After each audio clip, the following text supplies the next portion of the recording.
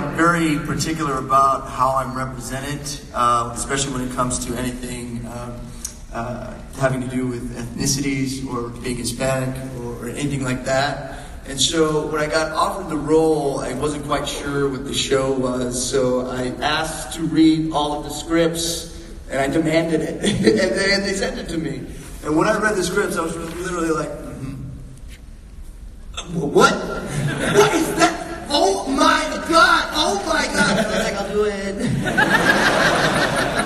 It was just so like, wow, all the things they brought together with Eastern philosophy, which I loved, and like all the Mexican mysticism and all the weird stuff that was happening. I was like, what an amazing blend of things that you just don't see together. So I was like, let's make it happen. Good answer. Well, I personally missed the makeup. I like that part of the process, so I don't know what they're talking about. I'm wearing makeup now, just because.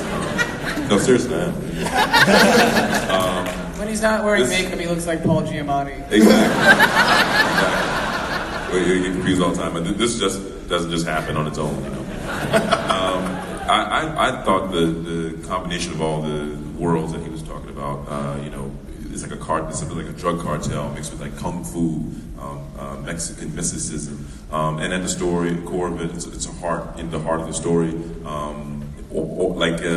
Orphan kids, you know, people who are lost, who need someone to guide them, and they create a family of their own, and people die in horrible, inexplicable ways, but it's still death, you know, like it's even worse because if people pass away, it's like, okay, but if someone like gets eaten or maimed or dismembered, that's a hard way to see a loved one go, you know? It's like, so it just makes it that much more powerful. I wouldn't wish that on anyone. But I just love the creation of these worlds and how far they push everything and in every category. So I feel like there's something for everyone here. I feel like it's just like there's no one that can't find something that appeals to them with this kind of story. So. Okay, so Mike Coulter hopes or wishes none of your loved ones get eaten. You heard it here. No, at least not in front of you, you know. I mean, when I was a little kid, I had a demon pull off my uncle's arm, and that was the inspiration for that scene. Okay, although the show has no shortage of carnage, there's also a good measure of heartfelt moments and character growth.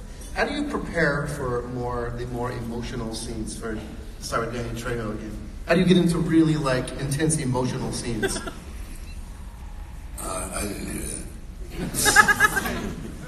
How do you get into like really emotional kind of heartfelt scenes, like as an actor? How do I do it? Yeah. I don't. You know what? I have to say, in the roles that I play,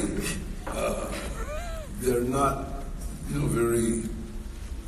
I guess I'll kill you. I guess.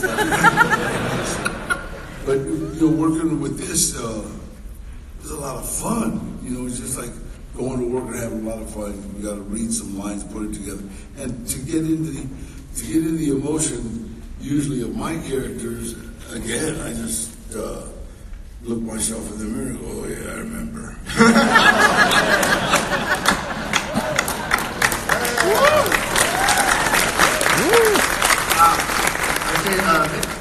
You know why? It's one thing. My son wrote a movie, right, and directed me in it, and it was called From a Son. And I think that's the only movie that I've ever had to have any kind of like real emotion, you know. And he made me cry. Machete don't cry.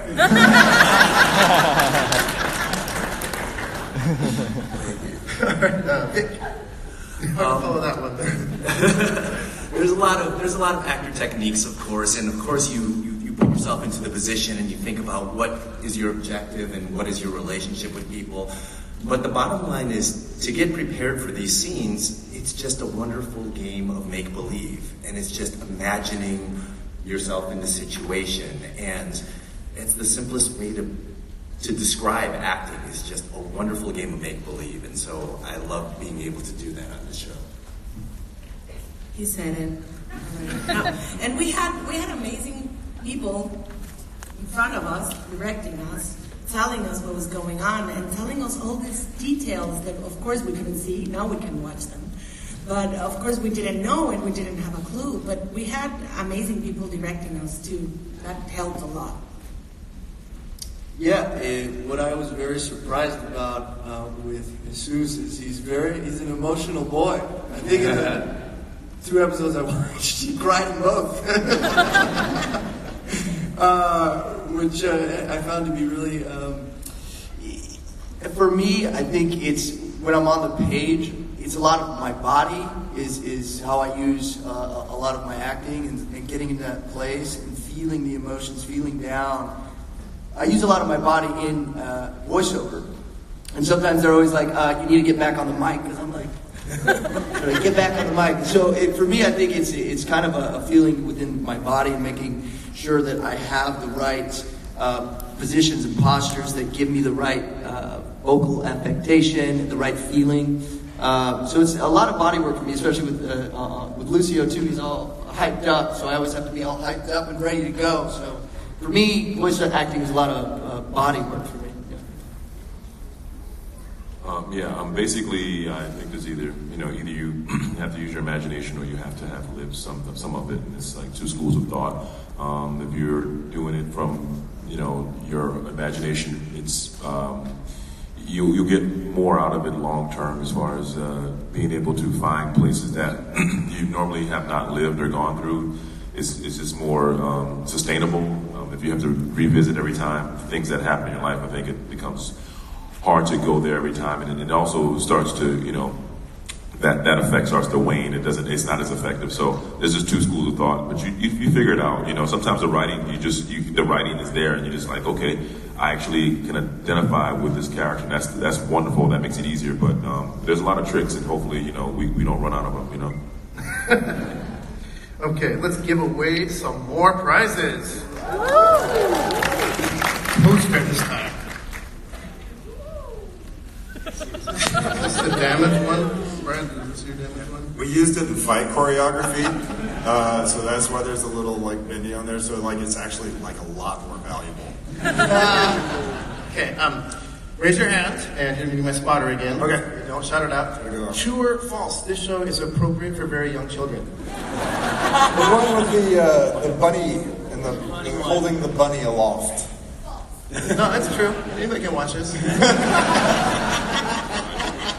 Okay, true or false? Danny Trejo's character, El Balde, has a lot of hair. Holding, I think that's Stormbreaker aloft. Thanks for the props, everybody. That's false. That is false. Yeah, can you stand up so Candace can find you? Okay, and let's get back to the interview. Woo! Angelica, your character Garcia is a tough